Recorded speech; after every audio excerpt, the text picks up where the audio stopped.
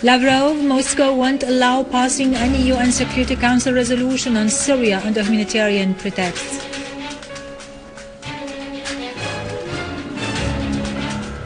Syrian Arab army units restore security and stability in Maan village of northern Hama countryside after eliminating the last gathering of terrorists who committed the massacre against civilians.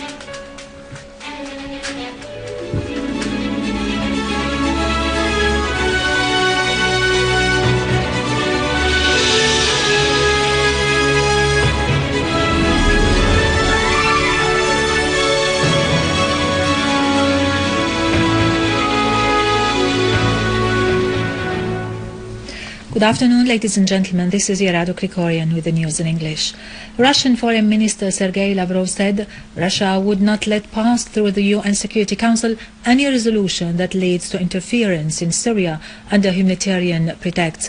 In a press conference with his Eritrean counterpart Othman Saleh in Moscow, Lavrov said the Geneva I communiqué represents an irreplaceable basis to resolve the crisis in Syria, and therefore Russia always calls for exerting more greater efforts in order to achieve this solution.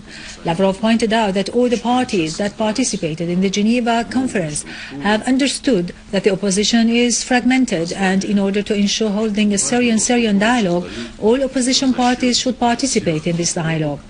The Russian foreign minister added that the United States doesn't play its entrusted role of working on a representation of the opposition in Geneva, as it hasn't convinced except one opposition party to participate, which means that a great part of the Syrian opposition did not participate in the dialogue.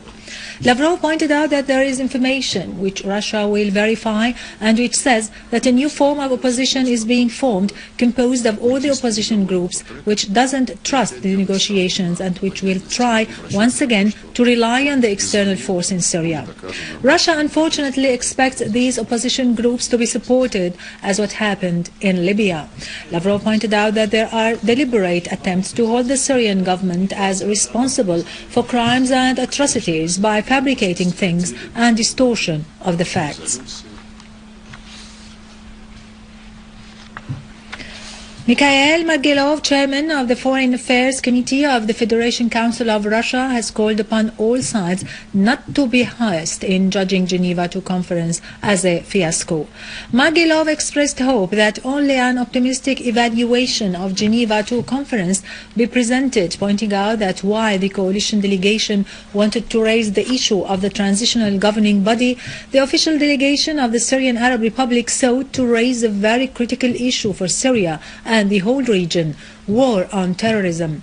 He asserted that the International Conference on Syria witnessed the absence of important sides like Iran, pointing out that the internal Syrian opposition was not represented among the coalition delegation.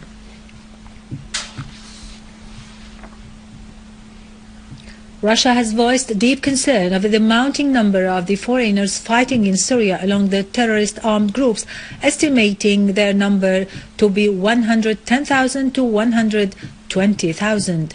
A source at General Staff of the Russian Armed Forces said that estimates of the number of the armed terrorist groups fighting in Syria approximate those by the Americans announced lately by the Director of National Intelligence, James Clapper. The source warned against information announced earlier by Clapper on training camps inside Syria to train the foreign terrorists to be transferred at a later stage to their homelands to perpetrate terrorist operations.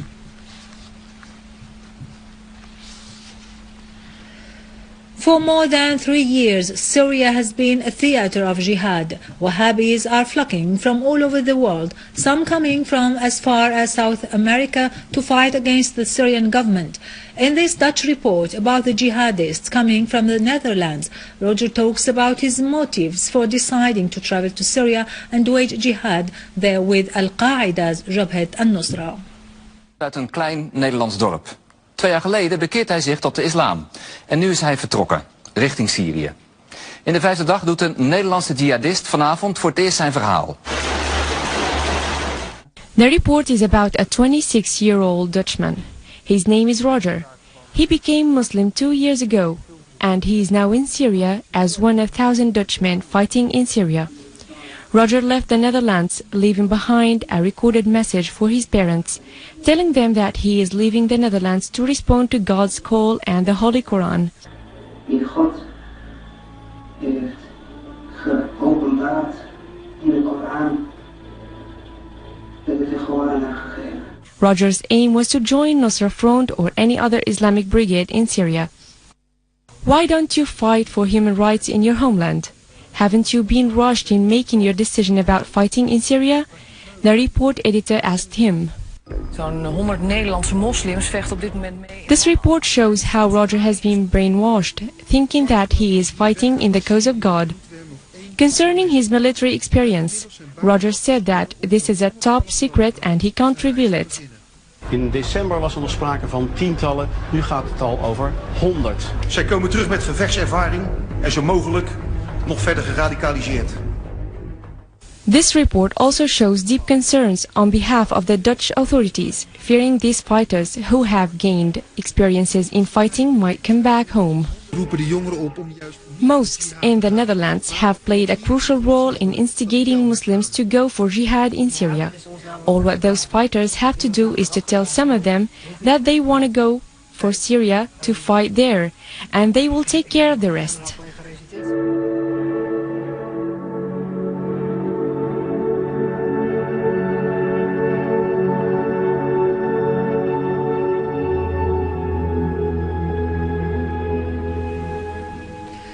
The Kyrgyzstani intelligence agency announced that it arrested 6 persons to the north of the country who belong to terrorist groups that were planning to commit terrorist acts in the country. The agency pointed out that a number of the arrested were just back from Syria after they get trained with terrorist groups there. The media section in the intelligence agency said that the security forces were able to monitor the activities of a secret terrorist group in Aush province, and that group was planning to carry out terrorist acts on the Kyrgyzstani territories, pointing out that the 6 arrested persons are from the same province and aged between 20 to 30 years old. The Kyrgyzstani intelligence clarified that some of the arrested are members in a terrorist group and conducted special trainings in the camps of the terrorist organizations in Syria as they participated in fights.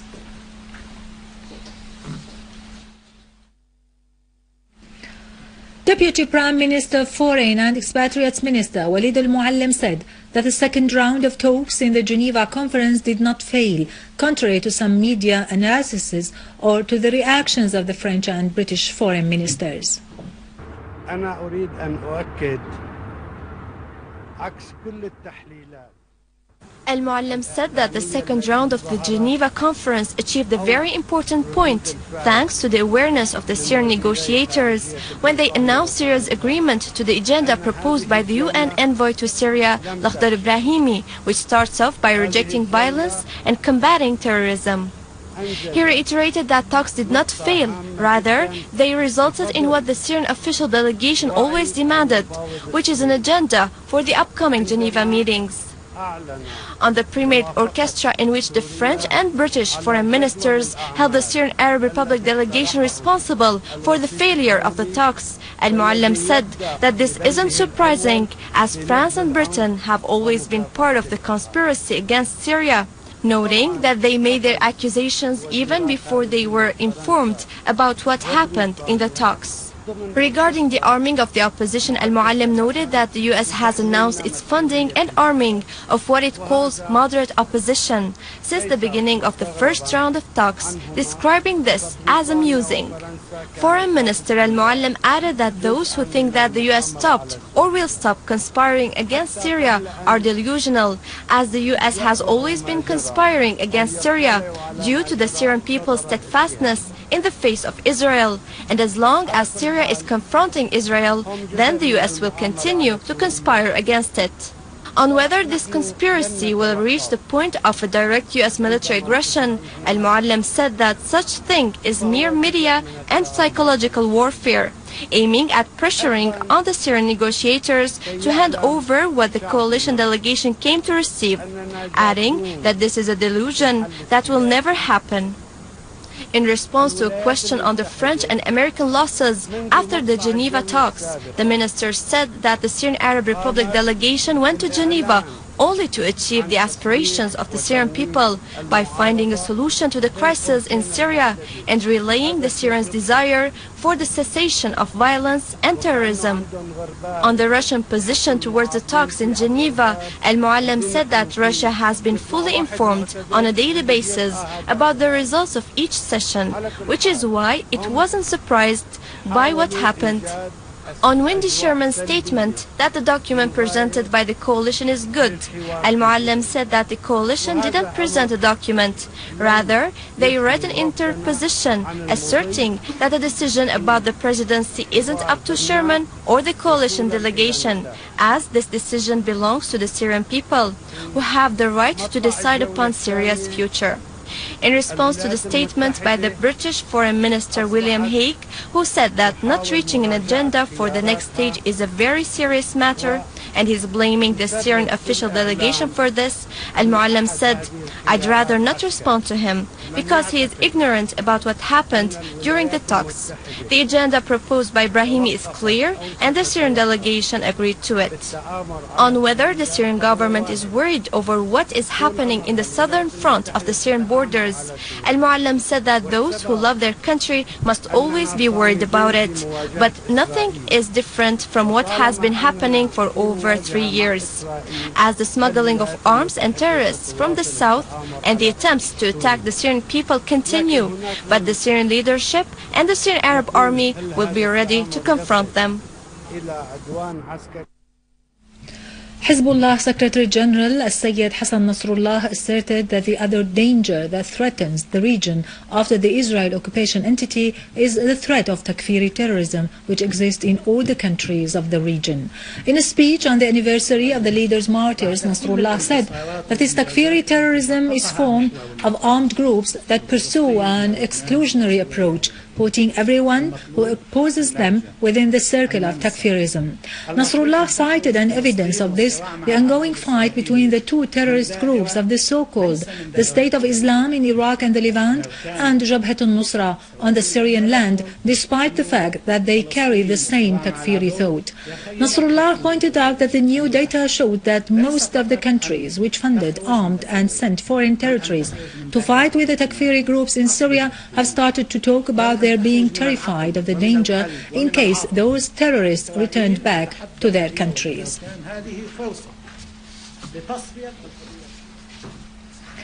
Emphasizing the national principles and expressing support to the Syrian Arab army in its war against terrorism, in Jable of Latakia countryside, a huge rally was organized, where the citizens held the national flags and banners to express their allegiance to their country and their gratitude to the Syrian Arab army, asserting that the official delegation in Geneva is the real representative of the Syrian people and they advocate against the Takfiri terrorism.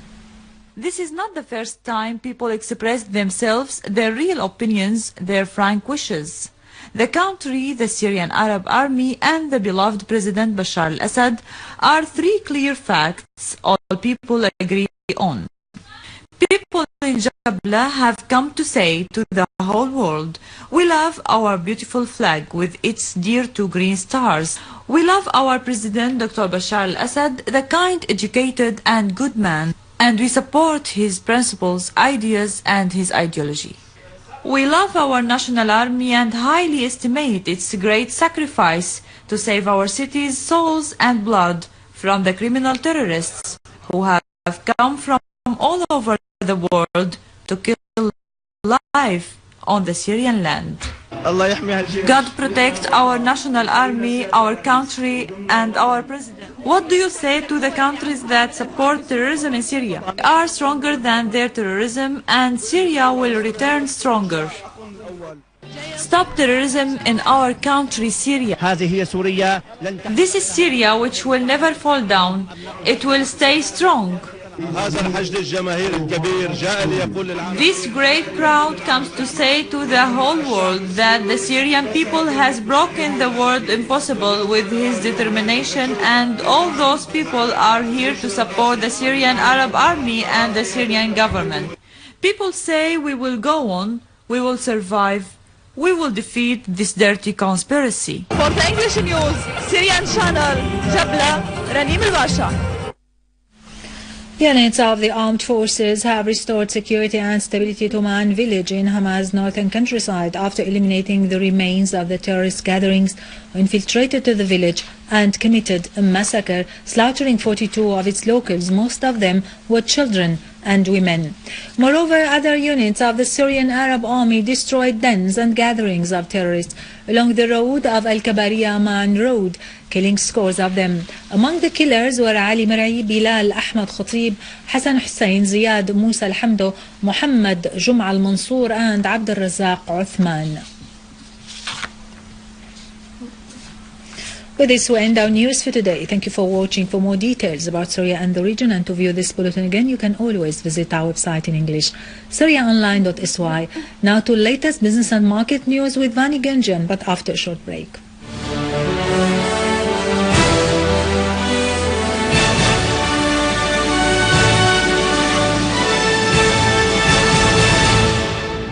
Good afternoon.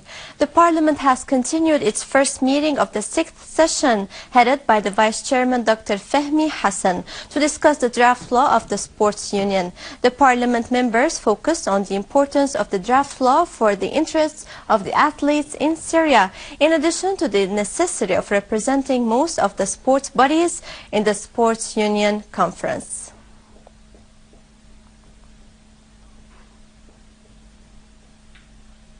Minister of Investment discussed with the head of the Chambers of Industry the visions of the formulas that should be taken into account in the proposed investment law, and to meet the requirements of the development of national industries to include all areas as part of a series of meetings to study the views of the draft amendments of the Legislative Decree No. 8. The minister stressed the government's keenness on the participation of all the sectors of agriculture, industry and commerce. Head of the Syrian Chambers of Industry put a number of ideas to develop the law and the new entries, taking into account the circumstances and current changes regarding the stage of reconstruction.